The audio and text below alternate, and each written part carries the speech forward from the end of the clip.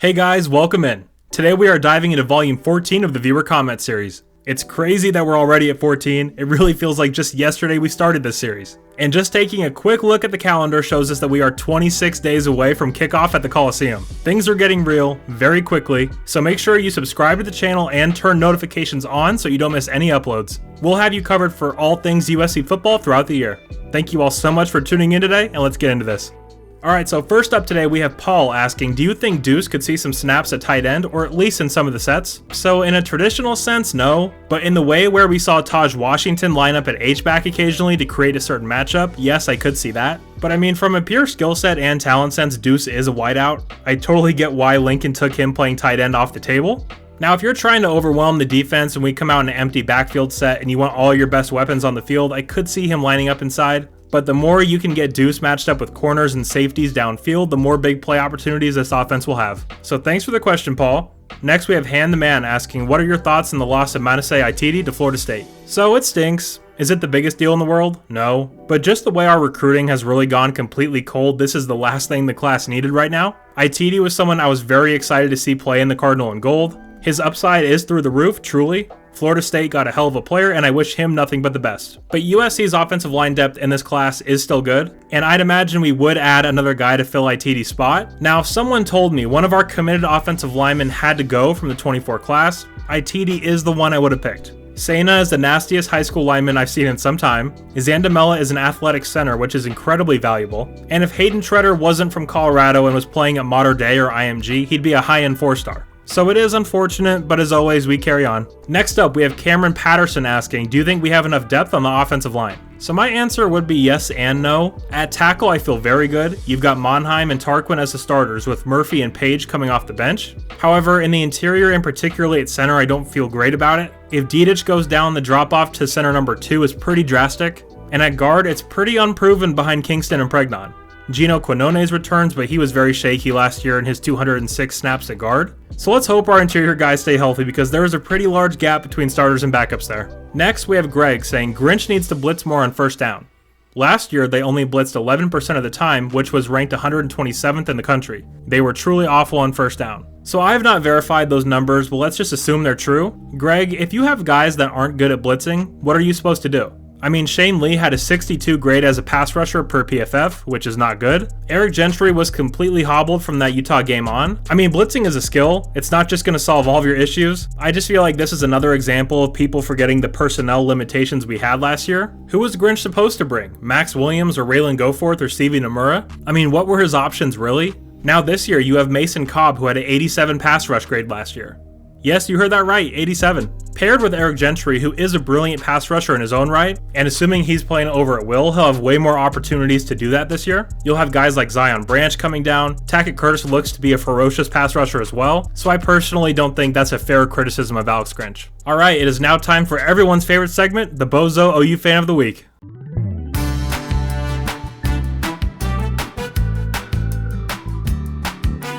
Alright, so this week's winner is Eric Bassham, who says, hilarious, what an idiot you are. Riley is responsible for Oklahoma being called Choklahoma. What happened last year with your season? Nobody ever. Utah kicked your ass twice, and then little old Tulane did it again, giving you idiots the name Chokelifornia. Idiot, get used to it. Guys, honestly, these OU fans have just worn my ass out, so here's 40 seconds of Oklahoma being an embarrassing program.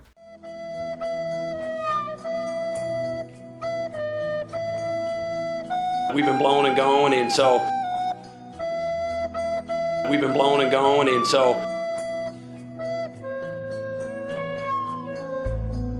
it's been just like you would expect. The fire hose is fully inserted in my mouth here, and we've been blowing and going, and so. Okay, I want to make sure that you know that you know that you know that you know that you know. So I say, will you marry me? You say yes, and we get married. And we've been blowing and going, and so. Take a walk, Eric. Alright, so moving on from that, next we have my man Tim from the USC Voice of College Football channel saying, we have a deep running back room, but I want to see what Marshawn Lloyd does if he can stay healthy for an entire season in this offense with this offensive line. and against Pac-12 defenses. I'm thinking we see a lot of Joyner as the season gets going. Loving these videos, thank you and fight on. Well, that makes two of us, Tim. We haven't had a guy this explosive since Ronald Jones. He's going to have some big holes to run through, and the best offensive mind in the sport helping create openings for him, in both the run and pass game. And I also agree about Joyner. I think Austin Jones is a very solid back, don't get me wrong, but the big play capability of Joyner might just be too good to keep on the bench. And guys, make sure you go check out the USC Voice of College Football channel. Tim does a really fantastic job over there. I have both his channel and his Twitter linked down below, so make sure you follow him on both. Okay, next up we have ISJST4653 with two truly awful comments. He says Gary Bryant Jr. and Kyle Ford were huge losses at wideout for USC, and no, Brenden Rice was not better than Kyle Ford. He then goes on to say Brenden Rice is overrated. Kyle Ford was the better wideout who put up better numbers than Rice as a backup, and wide receiver is the weak link on USC's offense. Alright, firstly, I'm not even going to address that the wide receiver is a weak link on USC's offense comment. I mean, that's just ridiculous. I'm not wasting my time with that. But saying Gary Bryant's going to be a huge loss, he didn't even play last year. So you're wrong there. And Brenden Rice isn't better than Kyle Ford? Interesting. Let's take a look at the numbers. Well, more receptions, yards, and touchdowns for Brenden. That sure is interesting.